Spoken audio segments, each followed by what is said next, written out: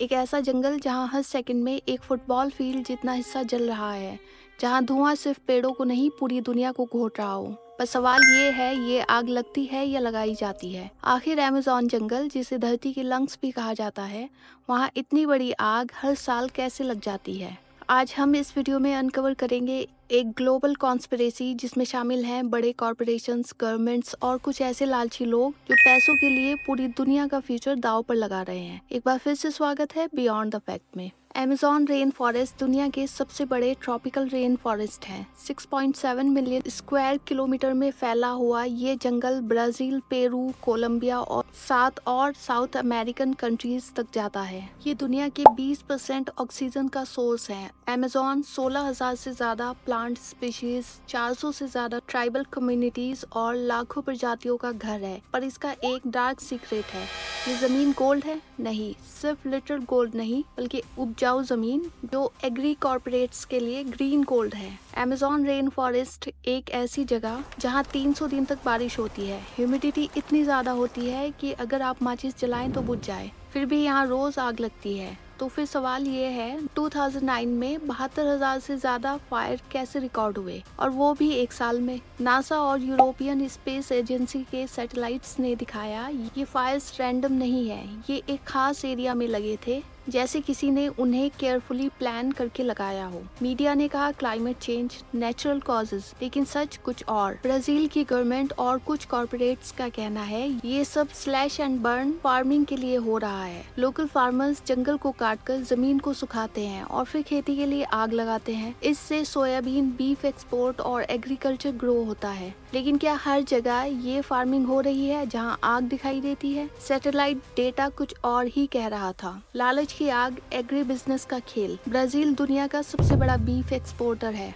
इस बीफ के लिए गाय चाहिए और गाय के लिए पास्चर लैंड। तो क्या किया जाए? अमेज़न को काटा गया, गाय पाली गई और फिर बीफ पूरी दुनिया में एक्सपोर्ट हो गया। एक रिपोर्ट के मुताबिक अमेज़न में डिफॉरेस्टेशन का 80% रीजन कैटल रैंचिंग, पशुपालन है। और सिर्फ बीफ ही नहीं, अमेज़न का एक बड़ा हिस्सा सोय कल्टीवेशन के लिए भी क्लियर किया गया, जिसका ज्यादा हिस्सा पोल्ट्री और पिग फार्मिंग के लिए यूरोप और चाइना को एक्सपोर्ट होता है। यानी जंगल जलाकर जानवरों को पालने का जमाना है। पर आयरनी ये है कि वो जानवर भी इंसानों के लालच का शिकार बन रहे हैं। नासा के 2020 डेटा में कुछ ऐसे जोन्स में फायर डिटेक्ट हुए हैं जहां कोई रजिस्टर्ड फार्म एक्टिविटी थी ही नहीं। तो फिर आग क्यों लगी? इकोलॉजिस्ट का कहना है ये इंटेंशनल डिस्ट्रक्शन है, टारगेटेड। और ये जोन काफी इंटरेस्टिंग है। कुछ जगह ट्राइबल रिजर्व के बिल्कुल पास, कुछ जगह आर्कियोलॉजिकल एनोमली जोन्स के ऊपर और कुछ जगह जंगल के उन हिस्सों में जहां ड्रोन से भी कुछ क्लियर नहीं दिखता। ये कोइंसिडेंस नहीं है। ब्राजील की कुछ पास्ट गवर्नमेंट ने लॉगिंग और डिफॉरेस्टेशन को इलीगल बनाया, लेकिन 2019 के बाद सिनेरियो बदला। जेयर बोल्सोनारो की गवर्नमेंट ने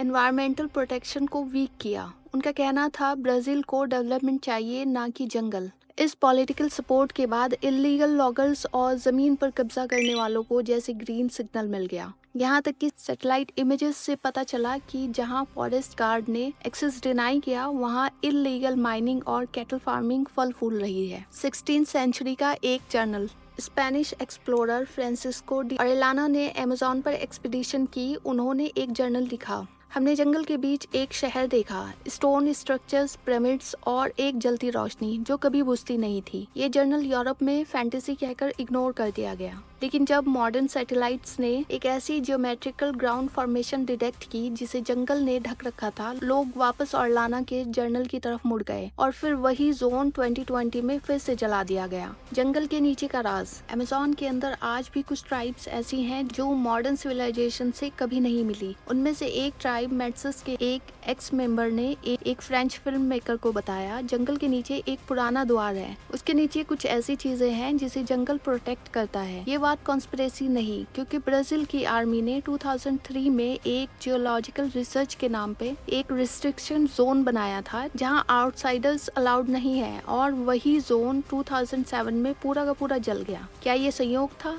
अमेज़न के नीचे मिले हैं gold, lithium, uranium, rare earth metals. अगर किसी जगह को प्रोटेक्टेड साइट डिक्लेयर कर दिया जाए तो वहाँ माइनिंग इलीगल हो जाता है। तो क्या आग के लीगल लूप होल है? Burn the area, declare is useless, then mine it later. एक विसल ब्लोअर ने 2018 में कहा ये लोग ट्राइब लैंड को इंटेंशनली बर्न करते हैं ताकि वो लीगली अबेंडन दिख सके।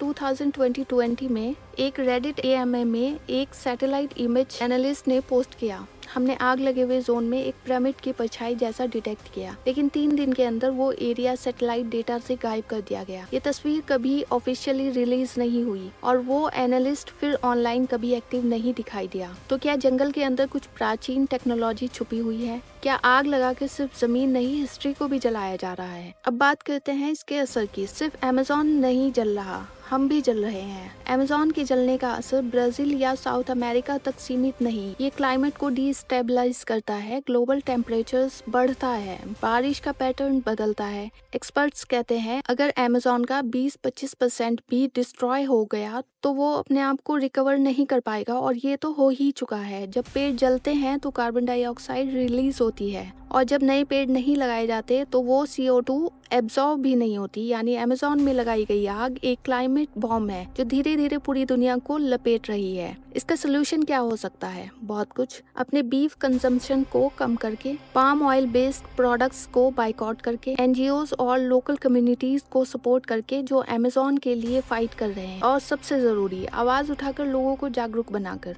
अगर अमेज़न अर्थ के लंग्स हैं तो हम सब उसके सेल्स हैं, और अगर लंग्स फेल हो गए तो कोई भी सिस्टम जिंदा नहीं रहता। आग अमेज़न में लगी है, लेकिन उसका धुआं हर इंसान के जीने का हक छीन रहा है। इससे पहले कि अमेज़न एक डॉक्यूमेंट्री बन के रह जाए, वक्त है सच दिखाने का, समझने का और बदलने का। जंगल छुप नहीं रहा, जला दिया गया है, और इस बार सबूत भी है। वीडियो अच्छी लगी हो तो लाइक और शेयर करना ना भूलें। आज के लिए इतना ही, मिलते हैं नेक्स्ट वीडियो में एक ऐसे ही इंफॉर्मेटिव टॉपिक के साथ। तब तक के लिए अपना ख्याल रखिएगा। Thank you so much.